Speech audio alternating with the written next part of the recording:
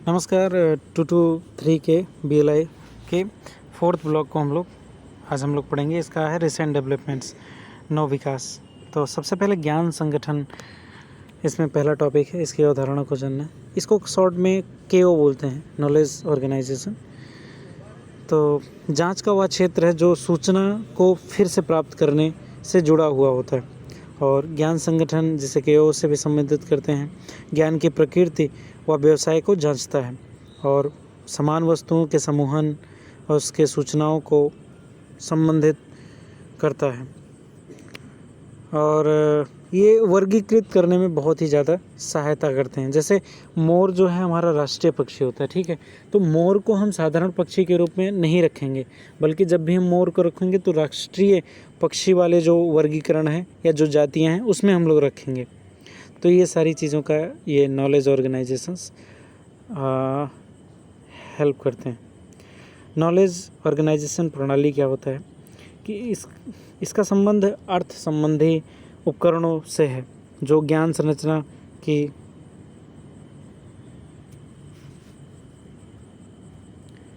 व्यवस्थित व्याख्या को प्रस्तुत करती है। जैसे पुस्तकालय हो गए, विश्वकोश हो गए, शैक्षणिक विषय हो गए, ये सारे संगठन ज्ञान संगठन के अंतर्गत आते हैं। इसकी विशेषताएं क्या हैं? एक तो प्रयोग किए गए KOS पर निर्भर करते हुए विशिष्ट को विभिन्न प्रकार से चित्रित किया जा सकता है। और KOS की धारणा और इसके द्वारा संदर्भित वास्तविक दुनिया की वस्तुओं के मध्य पर्याप्त समानता होनी चाहिए। और एक व्यक्ति जो KOS का प्रयोग करते हुए संगत सामग्री की तलाश कर रहा है, वह प्रणाली में प्रतिनिधित्व करने के लिए अवधारणा से भी जुड़ा हुआ होना चाहिए। तो ये कुछ चीज़ें हैं KOS के बारे में।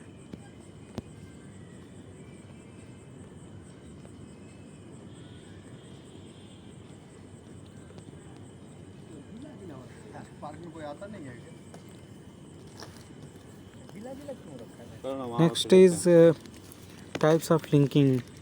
तो KOS संबंधी डिजिटल संसाधनों में लिंकिंग का क्या महत्व है, इसके बारे में हम लोग जानते हैं। तो लिंकिंग क्या चीज़ होता है? लिंकिंग का मतलब होता है डिजिटल संसाधनों या परोक्ष रूप से भौतिक वस्तुओं को जोड़ने के लिए प्रयोग किया जाता है। और लिंकिंग उपकरण के माध्यम से संबंधों को पहचान होती है और उसका वर्गीकरण भी होता है, जो औपचारिक विवरण के लिए एक ज़रूरी आवश्यकता है और जो नेविगेशन को ग्रंथ सूचीपरक विश्व में संभव बनाती है। तो लिंकिंग के कई प्रकार होते हैं। एक तो संदर्भ लिंकिंग हो गया, ठीक है। और संदर्भ लिंकिंग लिंकों का वर्ग है जो संदर्भ की संपूर्ण सामग्री से लिंकिंग के रूप में वर्गीकृत करता है। जैसे आर्टिफिशियल इंटेलिजेंस डेटाबेस को रिकॉर्ड से लिंक करने का तरीका हो गया। लिंक मतलब जोड़ना हो गया। और संपूर्ण टेक्स्ट के लिए कोड का विस्तार करना हो गया। ये वर्णनात्मक रिकॉर्डों को लिंक करना हो गया। वैश्विक सूचना के व्यक्तिगत नामों से लिंक करना हो गया। और संपूर्ण योजना के व्यक्तिगत उद्योग को लिंक करना हो गया। और टेक्सोनॉमिक रिकॉर्डों के जांचों के नामों को लिंक करना हो गया। तो ये सारी चीज़ें लिंकिंग के अंतर्गत आती हैं। फील्ड टैग क्या है, इसकी अवधारणा क्या है? फील्ड टैग या 3 डिजिट कोड, ये दोनों एक ही चीज़ है। तो मार्क ने कई सारे फील्ड टैग्स या 3 डिजिट कोड्स को सुरक्षित रखा है और प्रत्येक फील्ड की एक विशेष प्रकार का डेटा प्रस्तुत करता है। तो 3 डिजिट कोड जो फील्ड नामों का संक्षिप्त रूप है, ग्रंथ सूची इकाइयों का वर्णन करने के लिए उपयोग में लाए जाते हैं। और फील्ड टैग ग्रंथ सूची प्रारूप को लचीला प्रदान करते हैं और ये रिकॉर्डिंग के लिए अनिवार्य गुण है। और क्योंकि डेटा फील्ड्स जैसे शीर्षक, लेखक आदि की लंबाई चौड़ाई बदलती रहती है, तो उसमें ये उपयोगी है। अगला ओपेक क्या है? ऑनलाइन प्रसूची अंतरफलक के रूप में इसकी क्या विशेषता है? ओपेक का फुल फॉर्म है ऑनलाइन पब्लिक एक्सेस कैटलॉगिंग। और इसकी जो सुविधा है कंप्यूटर टर्मिनल द्वारा अभिगम्य पुस्तकालयों की प्रसूची को ढूंढने के लिए है। और इसका आविर्भाव हुआ 1960 में और भारतीय पुस्तकालयों में भी इसका प्रयोग किया जाता है। ऑनलाइन आरक्षण और पाठकों की स्थिति का निरीक्षण करने के लिए इसका प्रयोग किया जाता है। और ये वर्ल्ड वाइड वेब पर आधारित होता है, इंटरनेट पर से चलता है ये चीज़ें। और एक मेन्यू की तरह होता है। जैसे हम लोग इंडेक्सिंग ऑफलाइन करते थे, वो इसमें ऑनलाइन किया जा सकता है और इसमें पूरे दुनिया में इसका प्रयोग किया जा रहा है। ये है ओपेक।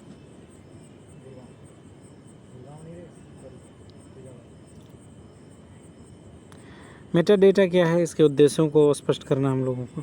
तो मेटा डेटा एक सूचना है जो अन्य डेटा के विषय में जानकारी प्रदान करता है। और पारंपरिक रूप से मेटा डेटा पुस्तकालयों की कार्ड कैटलॉग्स में होते हैं और ये प्रलेखीय संसाधनों के भंडारण और पुनर्प्राप्ति के लिए महत्वपूर्ण होते हैं। तो एक प्रकार का एक पुराना कैटलॉग हम इसको बोल सकते हैं और इसका उद्देश्य होता है प्रलेख को पुनः प्राप्त करना और दूसरा प्रलेख की संरचना, भविष्य में इसके रखरखाव को परिभाषित करना, उसको संग्रहित करना और उसकी जानकारी को देना। मेटा डेटा कई प्रकार के होते हैं। तो डिस्क्रिप्टिव मेथड्स होते हैं, प्रशासकीय होते हैं, स्ट्रक्चरल होते हैं और प्रिजर्वेशन होते हैं। ये मेटा डेटा के कुछ प्रकार हैं। तो विवरणात्मक में क्या होता है कि मेटा डेटा का उपयोग डिजिटल ऑब्जेक्ट्स के पाठ्यक्रम या विषयों का विवरण देने के लिए, ठीक है, किया जाता है। जैसे AACR2 हो गया, मार्क 21 हो गया, ये हो गया। प्रशासकीय में क्या होता है, जब किसी आलेख को तैयार किया जाता है तो उसके साथ ही विभिन्न प्रकार की सूचनाएं भी उत्पन्न होती हैं। इसके प्रमाणन की भी ज़रूरत होती है। तो इसके अनुक्रम, संकलन, रख रखाव, लाइसेंसिंग, ये सारी और पेटेंट, ये सारी चीज़ें इसमें शामिल होती हैं। तो एडमिनिस्ट्रेटिव जो मेटा डेटा होता है वो इसके अंतर्गत सम्मिलित की जाती हैं। और संरचनात्मक कि वो कितने खंड में विभाजित है, कितने अंक हैं, कितने उपविभाग हैं, ये सारी चीज़ें इसमें शामिल की जाती हैं। प्रिजर्वेशन में किस तरह से उसको सुरक्षित रखने के लिए प्रयोग किए जाते हैं, कौन कौन से जगहों पर वो रखा गया है, अभिलेखागार में है, पुस्तकालयों में, ये सारी चीज़ें इसके अंतर्गत आती है। और ये सारी चीज़ें ऑन्टोलॉजी के बारे में हम लोग जान लेते हैं। इसको बोलते हैं हिंदी में सत्ता मीमांसा। तो ये एक आध्यात्म विज्ञान का भाग है जिसमें सत्ता और इसके संबंधों के अस्तित्व के बारे में बात की जाती है।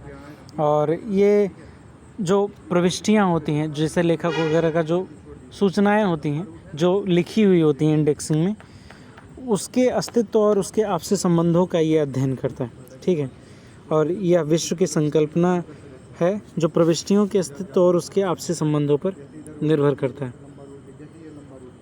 कंप्यूटर विज्ञान और सूचना विज्ञान में भी इसका प्रयोग किया जाता है और सत्ता मीमांसा ज्ञान के किसी विशेष क्षेत्र के अंतर्गत आने वाली एक अवधारणा के समूह और उसके संबंधों का औपचारिक प्रस्तुतिकरण होता है। ये 3 प्रकार की होती है। एक तो सामान्य सत्ता मीमांसा, कोर सत्ता मीमांसा और क्षेत्र विशिष्ट सत्ता मीमांसा। सामान्य सत्ता मीमांसाएँ जो हैं वो ज्ञान संबंधी क्षेत्र में एक विस्तृत स्पेक्ट्रम को शामिल करती हैं और वे बहुत बड़े स्तर पर परिभाषित होती हैं और इसकी कुछ विशेषताएं होती हैं, जैसे थिसारस हो गया, ये पदकोश या वर्गीकरण योजना आदि से तैयार की जाती हैं और ये सूचनाओं के आदान प्रदान के लिए तार्किक स्थूलता या उपयुक्तता प्रदान करती हैं। तो ये चीज़ें होगी। कोर सत्ता मीमांसा जो होता है वो सामग्रियों के संदर्भ में 2 प्रकार की अवधारणा है। प्रथम इस बात की दावा करती हैं कि विषय वस्तु संदर्भ पर अधिक निर्भर करती है, अतः तैयार की गई कोई भी सत्ता मीमांसा समान विषय की अवधारणाओं के लिए ही कार्य करती है।